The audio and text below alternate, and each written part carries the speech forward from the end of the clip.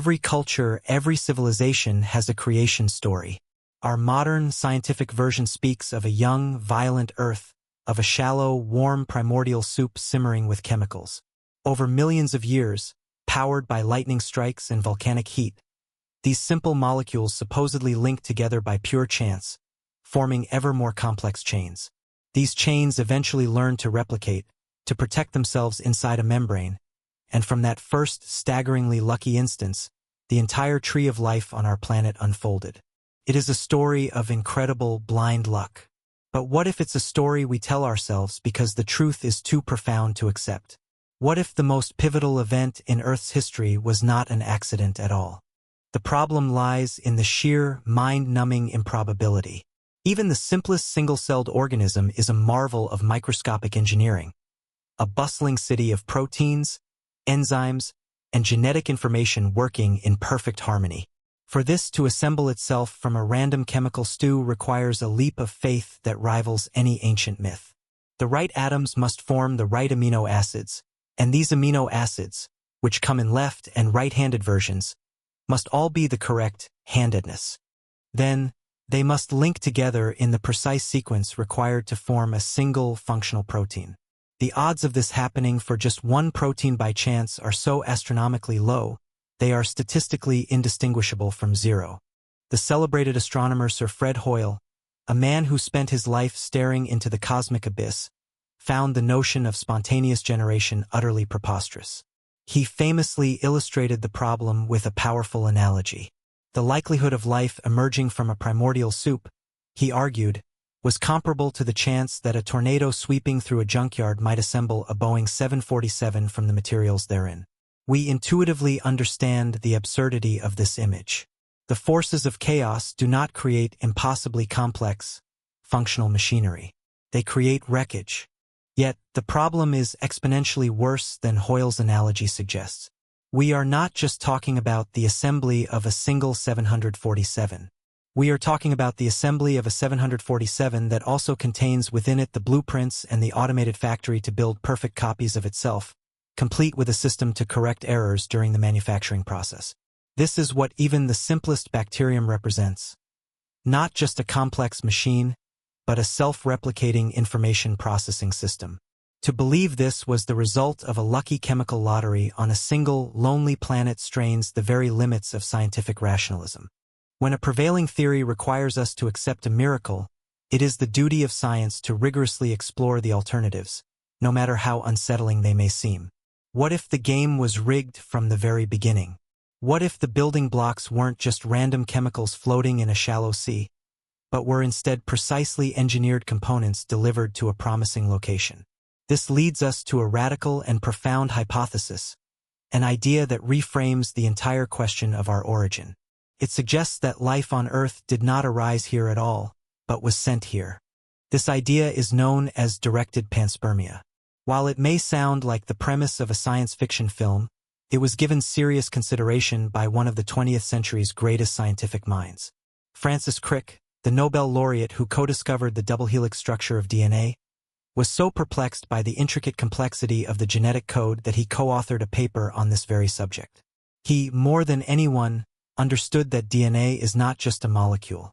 It is a code. It is an exquisitely designed information storage system, more advanced and more compact than any technology we have ever devised. Crick reasoned that the genetic code appeared far too evolved and universal to have arisen by chance in the relatively short time available on the early Earth. His hypothesis of directed panspermia proposes that this was no accident. It posits that billions of years ago, an advanced, ancient civilization, perhaps facing its own mortality or simply driven by a desire to propagate life, sent out automated probes to the far reaches of the galaxy. These microscopic seeds of life, carrying the genetic blueprint in the form of primitive microorganisms, were designed to find and colonize fertile worlds like ours. This single, bold hypothesis changes everything. It reframes the entire mystery of our existence. The question is no longer an abstract chemical puzzle about spontaneous generation, but a concrete, investigative quest. It becomes a search for evidence, for fingerprints left at the cosmic crime scene. It implies that we are not a cosmic accident, but the result of a deliberate act. We are no longer just the descendants of slime, but potentially the inheritors of an intelligence so vast it could orchestrate life across the stars. Our investigation, therefore, begins here. We will journey back to the single greatest biological event in Earth's history, a sudden explosion of complex life that has baffled scientists for over a century and which perfectly fits the timeline of a planetary seeding. We will then dive deep into our own cells, searching the vast, unread library of our junk DNA for what might be the most important message ever left: a manufacturer's signature. We will look for a watermark of intelligence, a mathematical beacon hidden in our very genome. Finally, we will explore the most profound question of all: why? What was the motive behind such a grand gesture? Was it an act of cosmic preservation by a dying race? A planetary-scale scientific experiment? Or perhaps the most beautiful possibility of all, an act of art? This journey will force us to confront the deafening silence of the universe and consider that we may not be alone, simply because our oldest, most distant ancestors ensured we wouldn't be. The story of our genesis may not be written in rocks and oceans, but in the stars, and its conclusion is waiting to be found within ourselves. For 3 billion years, life on Earth was a stunningly monotonous affair. The planet was a microbial world, ruled by single-celled organisms, slime and algae, a quiet kingdom of the simple. Evolution, it seems, was in no particular hurry. The most complex creatures were passive, sponge-like organisms, filtering nutrients from the silent seas. There was no hunting, no chasing, no seeing, no thinking. This was the Ediacaran period, a long, quiet prologue to the story of life. If you were a betting person, you would have wagered on another billion years of the same tranquil simplicity. But then, something happened. In a geological blink of an eye, the entire rulebook for life was torn up and rewritten. Around 541 million years ago, the planet's oceans erupted with a riot of biological innovation so sudden and so sweeping that it is known as the Cambrian explosion. It was not a slow, gradual branching of an evolutionary tree. It was a biological Big Bang. Within a span of just 10 to 20 million years, a mere flicker in geological time, nearly every major animal body plan that exists today appeared as if from nowhere, fully formed and ready for action. The evidence for this event is etched in stone, in fossil beds like the famous Burgess Shale in the Canadian Rockies.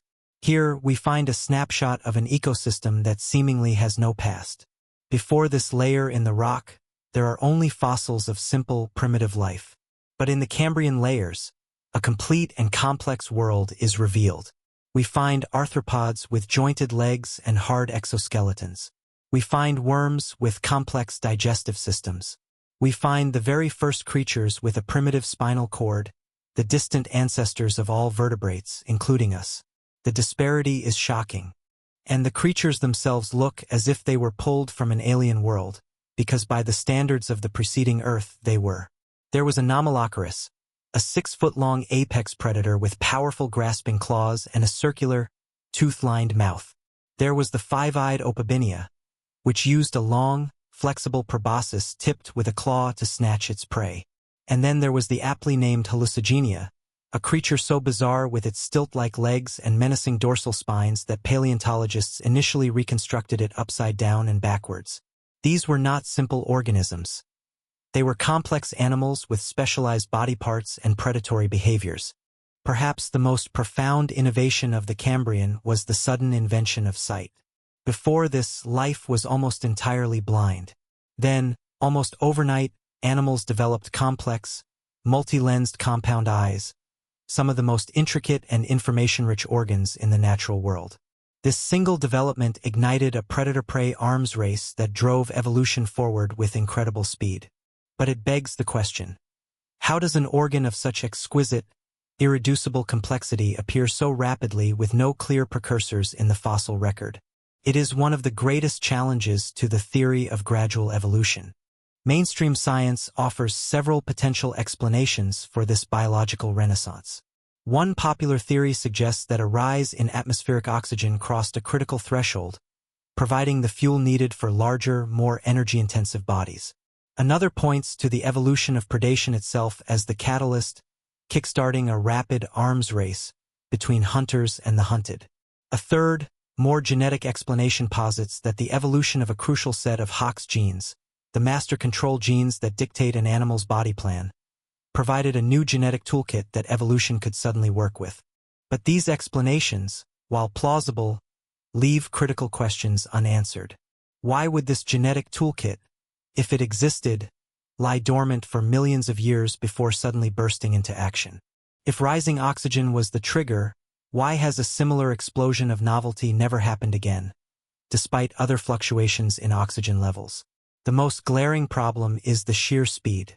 Darwinian evolution relies on the slow accumulation of small, random mutations over immense stretches of time. The Cambrian explosion looks less like gradual evolution and more like a sudden and total system reboot. So let us re-examine this event not as a puzzle, but as Exhibit A. If our hypothesis is that life was deliberately planted here, what would we expect the evidence to look like? We would expect the arrival of a prepackaged, genetically diverse ecosystem. We would expect it to appear suddenly in the geological record, on a planet that was already primed with the right conditions. We would expect these new life forms to be complex, varied, and to have no direct, simple ancestors in the preceding era. In every single respect, the Cambrian explosion perfectly matches the profile of a planetary seeding event. It's as if the Earth for 3 billion years was a computer with only a basic operating system running in the background. It could perform simple functions, but nothing more. The Cambrian explosion represents the moment a new, advanced suite of software was installed. Suddenly, the hardware had applications for vision, for movement, for predation, for defense. The arrival of the genetic code for complex body plans was not a slow process of writing the code from scratch. It was the result of loading a complete pre-written program. The explosion wasn't evolution from nothing. It was the activation of something that came from elsewhere. The fossils of the Burgess Shale are therefore more than just ancient creatures. They are potential artifacts. They are the first generation of colonists in a brave new world. This perspective transforms our view of evolution. It suggests that the great engine of natural selection didn't build the machine from scratch. It merely tinkered with and refined an exquisitely complex machine that was delivered to its doorstep. The alien-like creatures of the Cambrian seas might be more literal aliens than we could ever imagine. They are the primary evidence in the case that our planet's genesis was not a lonely accident, but a planned arrival. We've been searching for extraterrestrial intelligence by pointing our radio telescopes at the sky, listening for a faint whisper from a distant star. It is a noble and profound search, but it is predicated on a critical assumption, that a message would be sent across the vast, empty void of space. This method is incredibly inefficient, prone to noise and degradation over interstellar distances. But what if the engineers of life chose a far more robust, elegant, and intimate delivery system? What if the message isn't out there, but in here, written into the very fabric of our being? The fossil record gives us a compelling timeline, a when and a where, but the most profound evidence, the potential smoking gun, may lie hidden at a scale so small it is almost beyond comprehension. It lies within the molecule that unites every living thing on our planet, deoxyribonucleic acid, or DNA. We think of DNA as a biological blueprint, the instructions for building a living organism. But it is so much more than that. It is, without exaggeration, the most sophisticated information storage system in the known universe. Consider the sheer density of the information. A single gram of DNA can theoretically store over 200 million gigabytes of data, the equivalent of tens of millions of feature films. It is a digital code, written not in binary ones and zeros, but in a four-letter alphabet of chemical bases. This code is self-replicating, self-repairing, and has been faithfully copying itself for over 3.5 billion years. No human technology even begins to approach this level of elegance and durability. It is a masterpiece of nanotechnology that just happens to be inside all of us. And here is where the mystery deepens. For decades, biologists believed that the vast majority of our DNA was useless.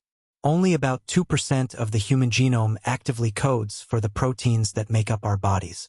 The other 98% was dismissed as evolutionary baggage, a meaningless junkyard of fossilized viruses and garbled repetitions. This so-called junk DNA was thought to be the accumulated noise of a billion years of messy, random evolution. But this assumption is proving to be one of the greatest misconceptions in the history of science. What if this vast, unread expanse of our genome isn't junk at all? What if it's the perfect hiding place? This leads to a stunning idea known as the Sentinel hypothesis. The theory proposes that if an alien intelligence seeded life on Earth, they may have embedded a message within the DNA itself. This message, or sentinel, would lie dormant and inert, passed down through countless generations, having no effect on the organism's biology. It would be designed to be discovered only when the seeded life form evolves to a level of intelligence where it can finally sequence and understand its own genetic code. Think of the sheer genius of this delivery system. A radio signal is fleeting. A physical monument on the Moon or Mars could be destroyed by meteor impacts over millions of years. But a message encoded in DNA is the ultimate message in a bottle. As long as life survives, the message survives. As long as life replicates, the message is replicated. It is a letter addressed to the future, with the species itself acting as the courier. We, humanity, having just unlocked the secrets of our own genome in this century, may have just arrived at the designated time to read our mail. So what would we be looking for? It would not be a greeting in English or any other human language. It would be a signal that is undeniably artificial and intelligent, a pattern that could not be the product of random mutation and natural selection. Physicists like Paul Davies have suggested looking for mathematical signatures, the value of pi, the Fibonacci sequence, or a string of prime numbers. Such a discovery within the non-coding regions of our DNA would be the biological equivalent of finding a manufactured gear inside a geode. It would be an unmistakable sign of intelligent design. This has moved from pure speculation into the realm of testable science. A small but growing number of physicists and bioinformaticians are now seriously discussing how to conduct a genomic SETI program. They are developing algorithms to scan the ever-growing databases of sequenced genomes, from humans to bacteria, searching for these very kinds of non-biological mathematical patterns. This is a search for extraterrestrial intelligence that doesn't require a radio telescope. All it requires is a DNA sequencer and the audacity to look. The implications of finding such a signature would be the single most transformative discovery in human history. It would be irrefutable proof that our existence is not an accident. It would tell us that we are the product of a deliberate, intelligent act. Finding a cosmic calling card embedded in our cells would instantly answer the questions, who are we? And where do we come from? It would unify all life on Earth as the descendants of a common, engineered ancestor, making us all, in a very literal sense, members of the same cosmic family. Ultimately, this forces us to see ourselves and the molecule of life in a completely new light. DNA is not just a chemical blueprint, it could be an archaeological artifact. It may be the oldest, most important message in our world, a silent testament passed down from a forgotten creator. The answer to our place in the universe may not be found by gazing at distant galaxies, but by looking inward, into the microscopic code that makes us who we are. The smoking gun may have been hidden inside of us all along. We have a crime scene in the fossil record and a potential confession written in our DNA. But every compelling case needs more than just evidence. It needs a credible method. How could life, or its genetic blueprint, possibly traverse the lethal, frozen vacuum of interstellar space to arrive on our world? The journey from one star system to another is an exercise in surviving the impossible. To explain our origins, we must first solve one of the greatest engineering challenges imaginable: the delivery of life across the cosmos. The basic concept is not new. For over a century, scientists have flirted with the idea of panspermia, the theory that life spreads between planets, stars, and even galaxies. In its simplest form, this is a natural process. A massive asteroid impact could blast rocks containing microbial life off a planet, sending them tumbling through space until some, by sheer luck, crash land on another fertile world. We have found complex organic molecules, the very building blocks of life, on meteorites that have fallen to Earth, proving that the raw materials are indeed out there. But natural panspermia relies on the same force we found so wanting in our origin story: blind luck. The odds of a life-bearing rock being ejected from its home world with enough velocity, surviving a journey of millions of years through sterilizing radiation, and then happening to hit a planet just like Earth are infinitesimally small. It replaces one statistical improbability with another. An advanced intelligence capable of engineering life itself would surely not leave its grandest project to such a wild game of chance. They would engineer a solution. This brings us to the realm of directed panspermia, where a cosmic journey is not an accident, but a mission. We must envision a vessel, an automated probe designed for a single, profound purpose: to seed the stars. This is not a starship from science fiction, crewed by alien explorers. It is something more patient, more robust. A Genesis probe, a robotic Noah's Ark on a microscopic scale, carrying the most precious cargo imaginable across the interstellar abyss. Such a probe would be a masterpiece of engineering. Its propulsion system wouldn't need to be fast, just unfailingly reliable, perhaps using nuclear fusion or a vast solar sail to accelerate slowly over centuries. Its most critical feature would be its shielding, layers of dense material designed to protect its cargo from the relentless bombardment of galactic cosmic rays. An advanced AI would serve as its silent pilot, navigating through the darkness for millennia, tasked with identifying a star with a planet in the habitable zone, a world with liquid water, the one non-negotiable ingredient for life as we know it. And what of the cargo itself? Not complex animals or plants, but the hardiest life forms possible. The probe would carry a biological starter kit, a cryogenically frozen payload of carefully selected microorganisms. These would be extremophiles, organisms capable of surviving conditions that would instantly kill a human. They would be the ultimate pioneers, chosen for their ability to endure the long sleep and awaken in a new world. This isn't speculation. Our own planet is teeming with candidates for just such a mission. Meet the tardigrade. This microscopic creature, affectionately known as a water bear, is arguably the toughest animal on Earth. It can survive being boiled, frozen to near absolute zero, crushed by immense pressures, and even survive the hard vacuum and lethal radiation of open space. By entering a state of suspended animation called cryptobiosis, it can shut down its metabolism almost completely, becoming a tiny, indestructible time capsule. The tardigrade is living proof that biology can evolve to conquer the horrors of space. The Genesis probe would carry countless such organisms, a carefully curated ecosystem in miniature. Upon arriving in a promising solar system like our own, its AI would analyze the target planet. Finding a world like the early Earth, wet, volcanic, and rich in minerals, it would initiate the final phase of its mission. The deployment would not be a single landing, but a global dispersal.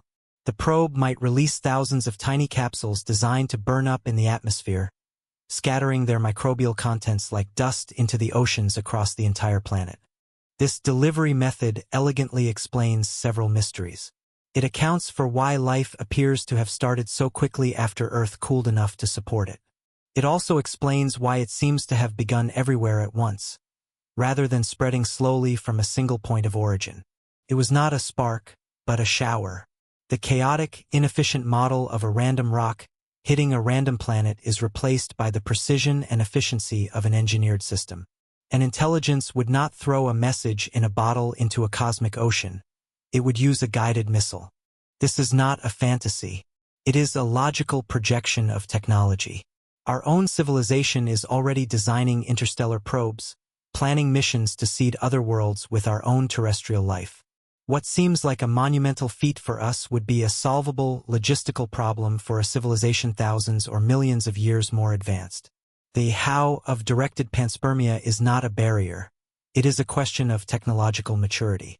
A viable delivery system is plausible, and the proof of concept organisms exist on our planet today. The mechanism is there. The only question left is the motive. If an alien intelligence engineered life on Earth, it begs the most profound and unsettling question of all. Where are they? For over half a century, we have been listening, straining our ears for a signal against the backdrop of cosmic static, and we have heard nothing but a great, imposing silence. This is the Fermi paradox. A universe that appears teeming with the potential for life, yet is hauntingly quiet. But if our creators existed, their silence isn't a paradox. It's a clue. To solve the riddle of their absence, we must first understand their motive. If we accept the hypothesis of directed panspermia, then we are forced to confront the staggering why. What could possibly motivate a civilization to undertake a project of such immense scale and patience? The answer defines our own existence, casting us in a role we may not be prepared to accept. We are no longer the protagonists of our own story, but characters in a much older, grander narrative. The purpose behind our creation may be scientific, tragic, or sublime, but it is not our own. Consider the first possibility. We are an experiment. Earth is not a home, but a laboratory, the grandest petri dish ever conceived. An ancient intelligence, having perhaps already unlocked the secrets of their own biology and the universe, sought to answer the ultimate question. How does life evolve? They seeded our world with a simple genetic starter kit and have been observing from a distance for billions of years, watching the slow, chaotic, beautiful unfurling of the tree of life. They are watching the grand experiment of consciousness unfold. This hypothesis provides a chillingly logical explanation for the Great Silence. The first rule of any observational study is not to interfere with the subject. To reveal themselves to us would be to contaminate the experiment, to invalidate billions of years of data. Their silence is not a sign of their absence, but a mark of their discipline. We are a project, and they are the patient, unseen scientists. It forces us to ask, what happens when an experiment is concluded? Or perhaps the motive is not one of scientific curiosity, but of tragic necessity. Imagine a civilization at its apex, with a profound understanding of art, science, and the cosmos. But they are facing an inescapable end. Their star is dying, their world is consumed by a cosmic catastrophe, or perhaps they face the final consequences of their own mistakes. With their time running out, they launch their final, most desperate project. They cannot save themselves, but they can save the idea of life itself. In this scenario, the Genesis probes are not instruments of exploration, but cosmic lifeboats. They are an archive, a final testament, carrying the biological soul of a dying world. They seeded our planet not as an experiment, but as an act of cosmic preservation. We, and every living thing on Earth, are their descendants, their living legacy. The universe is silent because our creators are dead. We are their orphans, the echoes of a world that vanished long ago, and their silence is the sound of a tomb. There is a third, more profound possibility, one that transcends the human-centric motives of science or survival. Perhaps the creation of life on Earth was an act of pure, unadulterated art. An intelligence so advanced might see the universe not as a puzzle to be solved, but as a canvas on which to create. The laws of physics are their medium, the planets are their clay, and the code of DNA is their palette of colors. The creation of our biosphere was their masterpiece. Why does an artist create? Not for a specific outcome, not for data, but for the act of creation itself. The beauty of a rainforest, the terrifying perfection of a shark, the intricate dance of a cell. This is the art. In this view, our creators are silent for the same reason a painter is silent after completing a masterpiece. The work is done. It stands for itself. They may have moved on to other galleries, other canvases in other galaxies, or their creative impulse may have simply run its course. The silence, then, is the respectful quiet of a finished gallery. An experiment, an archive, or a work of art. These are the potential motives that could drive a civilization to paint life across the stars. Each one provides a powerful, self-contained explanation for the silence that surrounds us. We may be subjects under observation, the living memorials of a lost race, or a beautiful, forgotten sculpture. They are not mutually exclusive. A dying race could create an experimental art piece as its final legacy. But any of these possibilities fundamentally redefines our place in the cosmos. The Fermi paradox may not be a paradox at all. It may be the sound of a carefully controlled laboratory, the quiet of a graveyard, or the serene atmosphere of a museum. The silence isn't an indication that we are alone.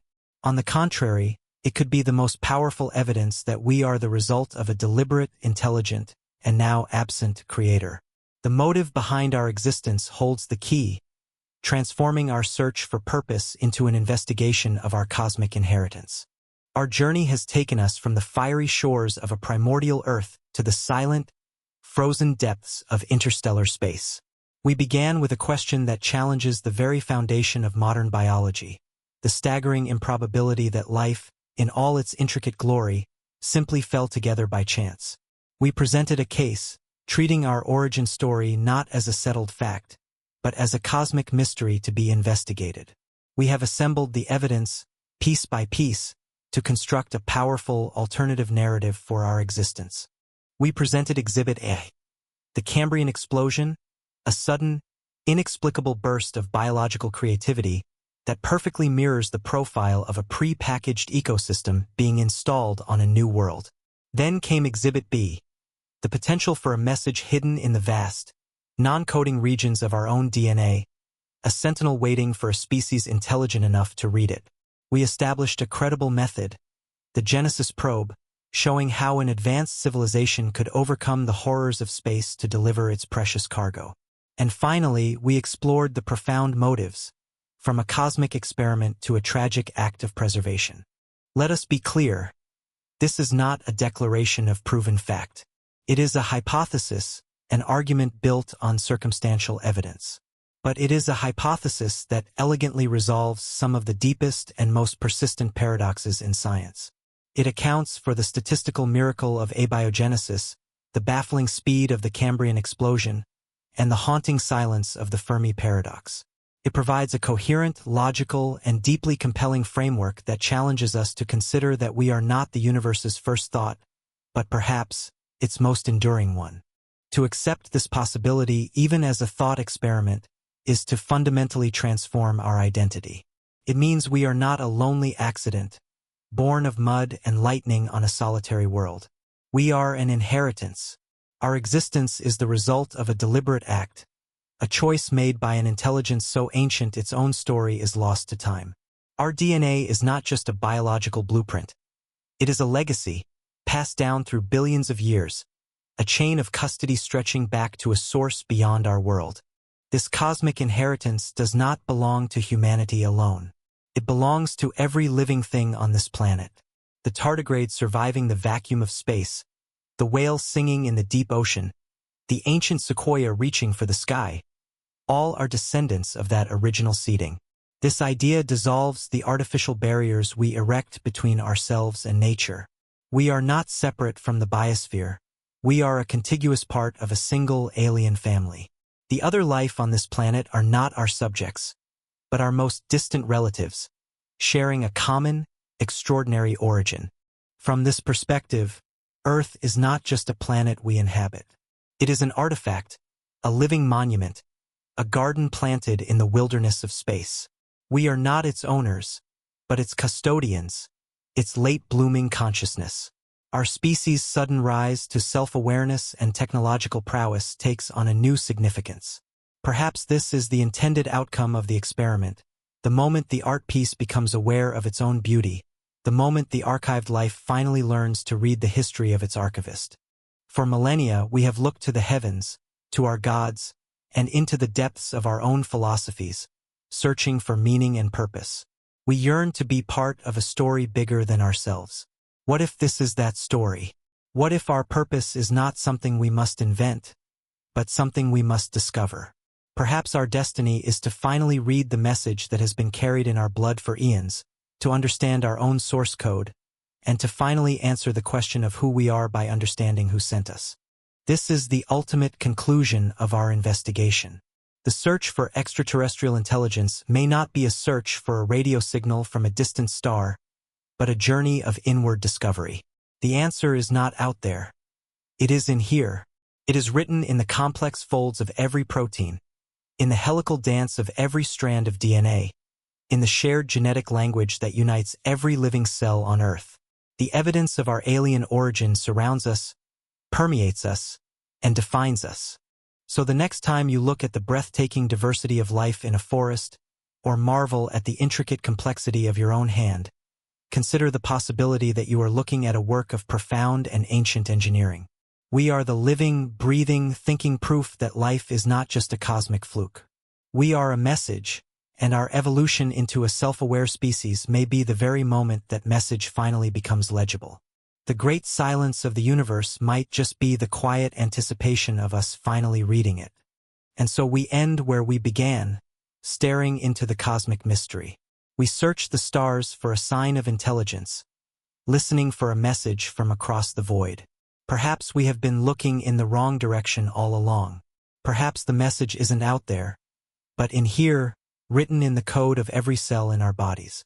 And the story it tells is not just the story of life on Earth, but the story of a legacy, an inheritance, and our own extraordinary beginning.